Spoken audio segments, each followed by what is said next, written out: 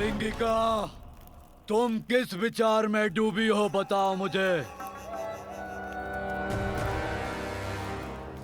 कभी कभी किसी का अनुचित विचार ही उसके संहार का कारण बनता है। संहार? संहार का विचार? हाँ, मैं तो आपके हाथों से उस बालक के संहार का ही विचार कर रही थी।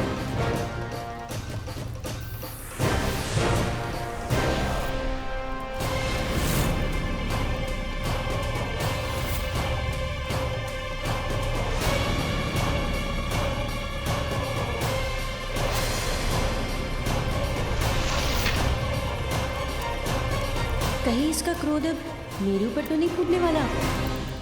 कभी कभी मन में उपजे विचार पर पुनः विचार करके कोई कार्य करना चाहिए। मैं ब्रह्मदेव के श्राप का विचार करके रुक गया। उन्होंने कहा था वो बालक ही मेरा काल बनेगा। उनके वो शब्द भूला नहीं हूं मैं। महादेव और देवी पार्वती का दूसरा पुत्र तुम्हारा काल बनकर प्रकट होगा।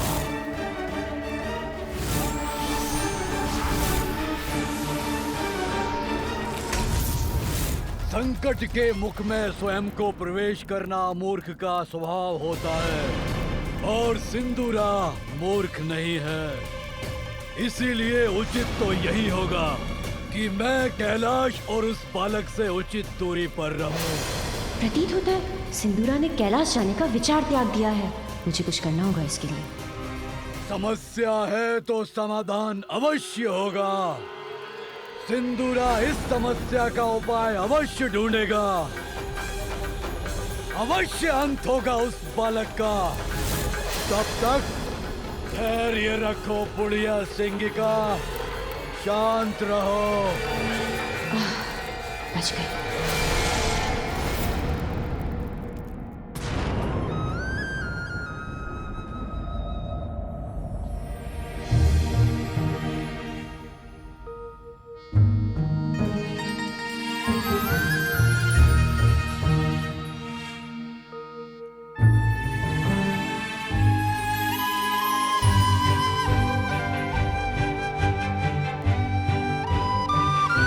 सूर्यदेव को मेरा नमन।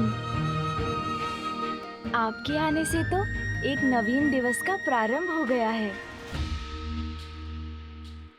अब तो कुछ कार्य करना होगा मुझे, किंतु मैं क्या करूं?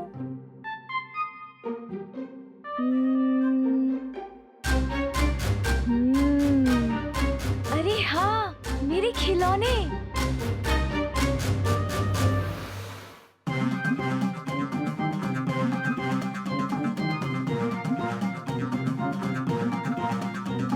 इसमें बैठकर हम कहीं भी यात्रा कर सकते हैं, है ना? मेरे प्यारे खिलौने, मेरे प्यारे खिलौने। पुत्र, माँ,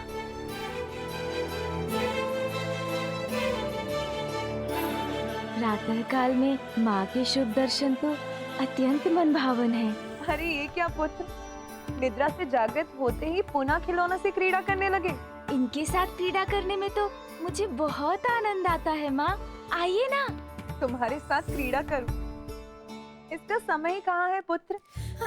मैंने तुम्हें बताया था ना, आज का दिवस अत्यंत महत्वपूर्ण है। चलो अभी अपने खिलौने छोड़ो, बहुत कार्य है आज। और सर्वप्रथम तुम्हें दातून करना है और फिर स्नान। दातून? ये क्या होता है माँ? तुम आओ तो सही, फिर तुम्हें बताती हूँ दातून क्या होता है। उचित है माँ, चलिए।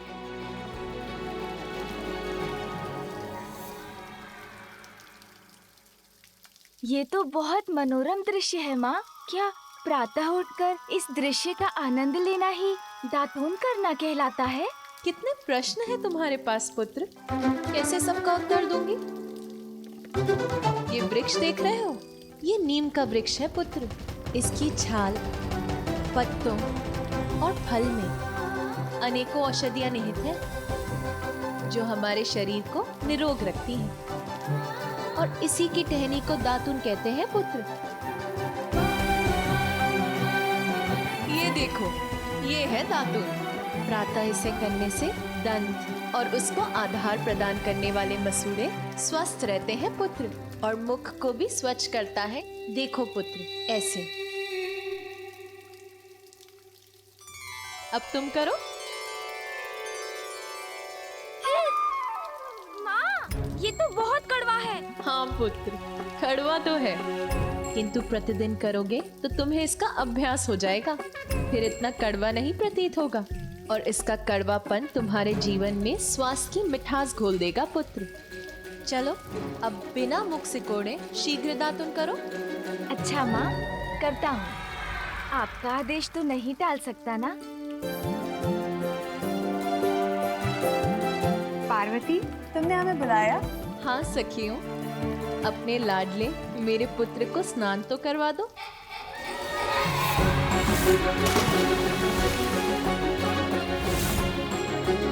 मौसी जी, आप मेरे पिछले स्नान को लेकर अभी भी कुपित हैं क्या? किंतु उसमें मेरा क्या दोष? मैं जल में कूदा तो पानी आप पर छिटक कर आ गया। अच्छा, आज सावधानी से कूदूंगा कुंड में।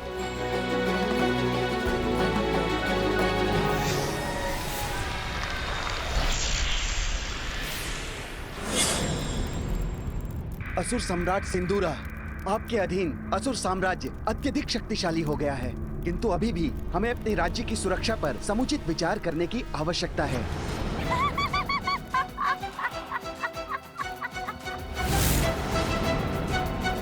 ऐसी कौन सी बात है जिस पर तुम्हारी हंसी फूट रही है बुढ़िया सिंगिका? मंत्री जी, आप यहाँ से जाइए।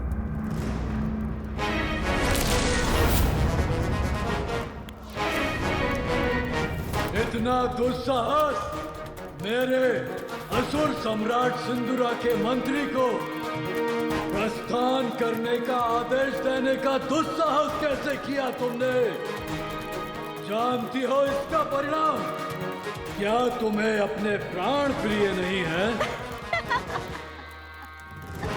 प्राणों का संकट मुझ पर नहीं मंडरा रहा है। असुर सम्राट सिंदूरा, अत्यंत ही हास्यास्पद थी आपके मंत्री की चिंता।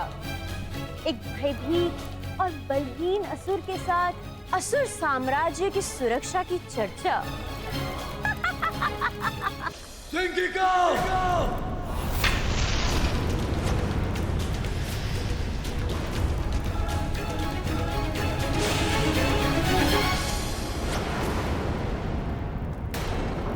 ऊंचे स्वर में चिल्लाने से कोई महाबली नहीं बन जाता असुर सम्राट।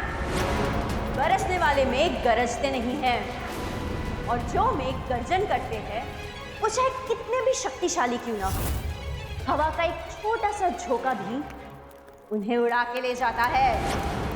एक छोटे से बालक से भयभीत होने वाले असुर सम्राट की गर्जन भी उसी गरजने वाले मेघ के समान है, क्योंकि मेरे समक्ष जो ये सिंदूरा खड़े हैं, ये वो नहीं है जिन्होंने गज बुखासुर जैसे भयावह असुर को पराजित किया था। स्मरण कीजिए असुर सम्राट, स्मरण कीजिए।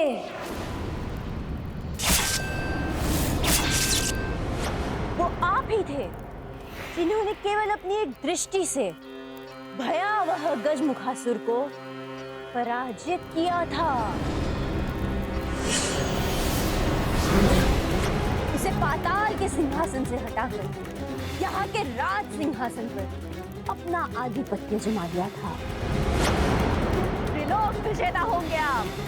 संपूर्ण सृष्टि केवल आपके नाम से थर थर कांपेगी। तब ऐसा प्रतीत हुआ था मुझे, किंतु आप स्वयं एक तुच्छ बालक से भयभीत होकर थर थर कांपने लग गए, और वो भी अर्ध बालक और अर्ध गज। उसके आतंक ने तेज कर दिया आपको। उस तुच्छ बालक से भयाक्रांत हो गए आप। मैं कुछ नहीं बोलूंगी, किंतु बस अब खीर पकनी शेष है। यदि मैं यहाँ नहीं होती तो मेरी पुत्री पार्वती ये सब व्यवस्था अकेली कैसे कर पाती? माँ, अभी तक आप तैयार नहीं हुई? आप भोग की चिंता मत कीजिए, पूजा और उत्सव के लिए मैंने उसका प्रबंध कर लिया है। तैयार हो जाऊंगी पुत्री, अब मैं बाहर जाकर वहाँ की व्यवस्था देख लेती हूँ।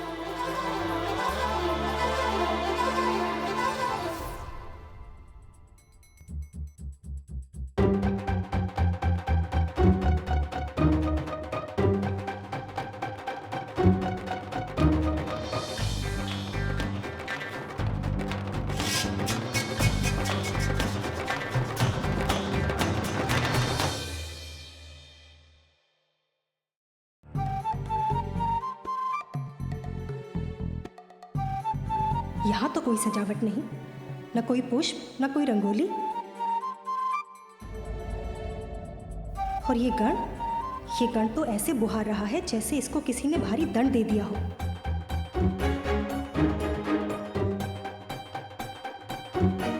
मैं कुछ नहीं बोलूंगी, किंतु महादेव को तो जैसे कोई चिंता ही नहीं है, अभी भी अपने ध्यान में ही मग्न है। माता, ये पुष्प कहाँ रखूं? यहाँ या कहीं और? मैं कुछ बोलूं? पुत्री, मैंने सोचा था कि मैं आज कुछ भी नहीं बोलूंगी, किंतु पूछना तो पड़ेगा ना कि यहाँ कोई सजावट क्यों नहीं है? ना कोई मंडप, ना तोरण और ना ही पुष्पों की लड़ियां, कुछ भी नहीं है ना माता। आप तनिक भी चिंता ना करें, हमने समुचित व्यवस्था कर ली है। देखिए, यह गण कितनी तत्परता के साथ इस स्थान को स्वच्छ कर रहा है। बस वो होते ही हम दोनों इन पुष्पों से इस स्थान की सजावट कर देंगे। नंदी, आज सभी देवी देवता, यक्ष, गंधर्व आदि इस उत्सव के लिए यहाँ पधार रहे हैं और तुम इतने ही पुष्प लेकर आए हो। किंतु माता, देवी देवता तो प्रतिदिन महादेव के दर्शन के लिए आते हैं। उनके आगमन पर हम कभी भी कैलाश को पुष्पों से नहीं सजाते। मैं कुछ नहीं बोलूंगी, किंतु आज कोई छोटा मोटा उत्सव नहीं है, पार्वती नंदन के नामकरण का उत्सव है, भव्य उत्सव है। पुत्री पार्वती, तुम्हारी छठी और नामकरण के समय सारा राजभवन चमक धमक से जगमगा उठा था। ऐसा प्रतीत होता था जैसे हीरे और अन्य रत्न जड़ दिए गए। इतना भव्य उत्सव था, ऐसी सजावट कि जिसे आज भी विस्मय से स्मरण किया जाता है। किंतु यहाँ देखकर तो ऐसा प्रतीत हो रहा है कि कुछ भी विशेष होने वाला ही नहीं। कितने से पुष्पों से सजेगा ये भवन? शांत हो जाइए माँ, चिंता मत कीजिए, आप निश्चिंत रहिए। ये उत्सव मेरे छठी और नामकरण संस्कार से भी अधिक भव्य होगा। नीलकंठ,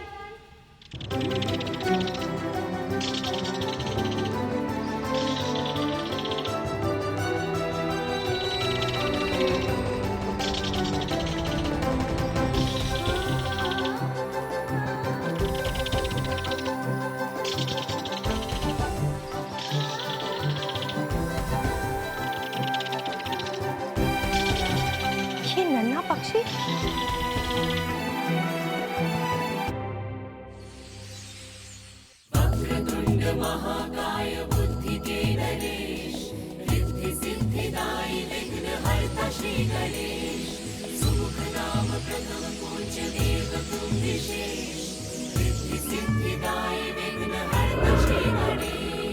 उमा सुत के जन्मोत्सव के लिए सज रहे कहीं सुमन कहीं जले दिए।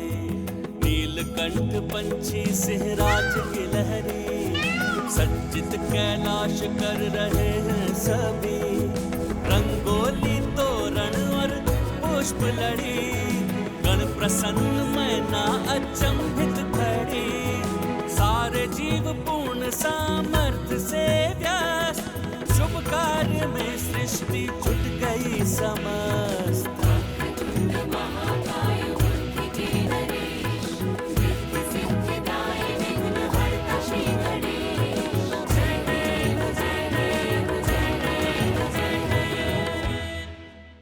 नामकरण संस्कार का उत्सव, इसमें तो संपूर्ण प्रकृति झूम उठे। वो ही उत्सव की संपूर्ण व्यवस्था करे, ये तो मेरी प्रबल इच्छा थी।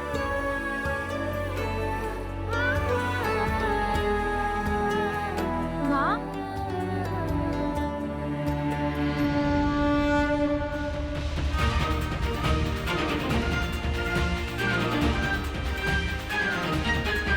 मेरे पुत्र, मेरे मंगल मूर्ति।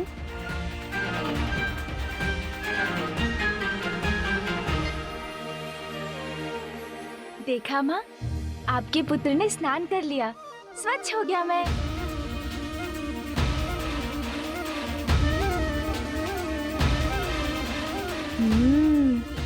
इतनी सजावट। वाह माँ, हमारा भवन तो बहुत ही सुंदर लग रहा है। और ये फल तो बहुत ही सुंदर है माँ, स्वादिष्ट भी होंगे। अब तो इन्हें खाना ही होगा। रुको पुत्र। क्या हुआ नानी जी, आपने मुझे रोक क्यों दिया? इतना उतावलापन उचित नहीं। पूजा के भी कुछ विधि विधान होते हैं। आज तो तुम पूजा संपन्न होने के बाद ही भोजन प्राप्त कर सकोगे। हाँ पुत्र, नानी माँ उचित कह रही है। आज तुम मेरी अनुमति मिलने तक कुछ भी नहीं खाओगे, समझ गए ना? हाँ माँ, समझ गया मैं। माता, अतिथियों का आगमन प्रारंभ हो गया है।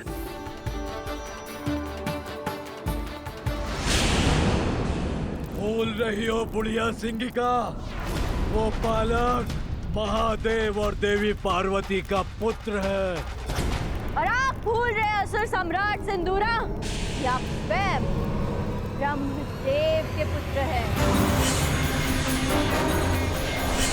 उन्होंने स्वयं अपने पिता सृष्टि के रचयिता ब्रह्मदेव को भी भयभीत कर दिया था। क्यों ना मैं आपको ही अपनी भुजाओं में आबद्ध करके देख लूं कि आपकी ये दी हुई शक्तियां प्रभावी है भी या नहीं। उचित कह रही हो तुम सिंगिका। ब्रह्मदेव का श्राप है तो क्या हुआ, उनका वरदान भी तो प्राप्त है मुझे। अपनी भुजाओं में भरकर मसल के रख सकता हूँ अपने शत्रु को मैं। शत्रु के मस्तिष्क पर नियंत्रण पाकर उसका अंत कर सकता हूँ मैं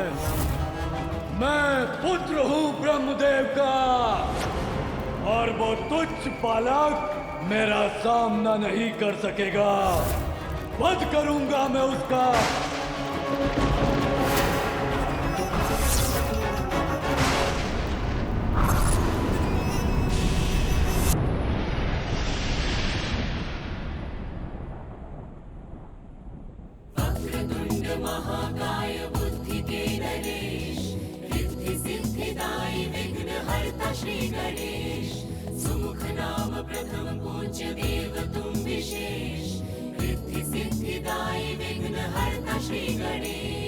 पार्वती नंदन का जन्म महोत्सव, साक्षी होने को आए देव व गंधर्व, बाल मुनि सप्त ऋषि गण भी सारे, सपत्नीक ब्रह्मा विष्णु भी पधारे।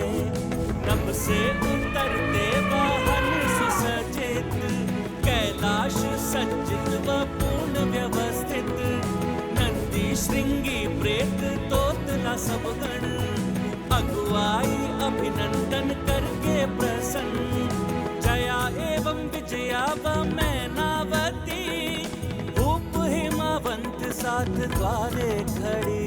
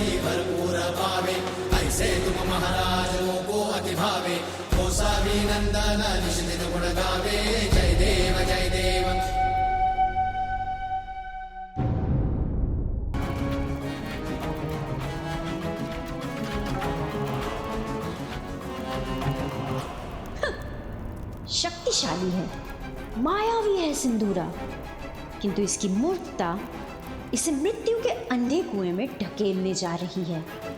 ब्रह्मदेव के वचन नहीं झुठलाए जा सकते। उनके शाप के अनुसार वो बालक अवश्य स्कांत करेगा। अच्छा ही है, वहां ये अपने प्राणों से मुक्त होगा और यहाँ मुक्ति मुझे मिलेगी इसके आतंक से।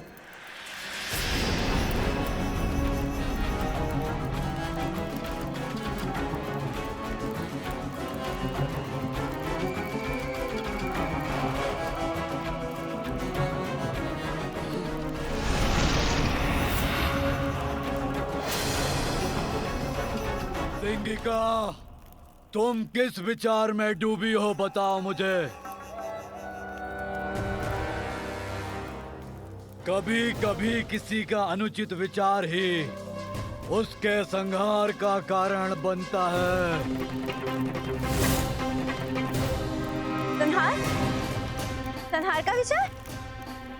हाँ, मैं तो आपके हाथों से उस बालक के संहार का ही विचार कर रही थी।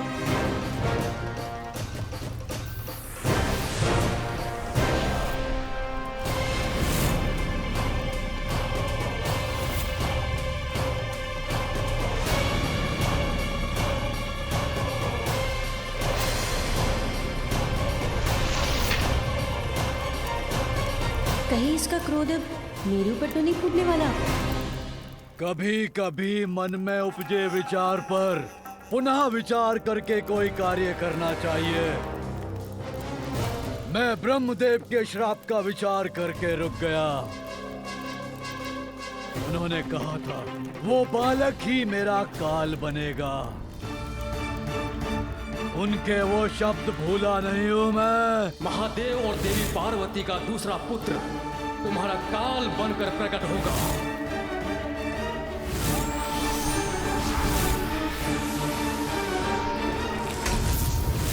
संकट के मुख में स्वयं को प्रवेश करना मूर्ख का स्वभाव होता है और सिंदूरा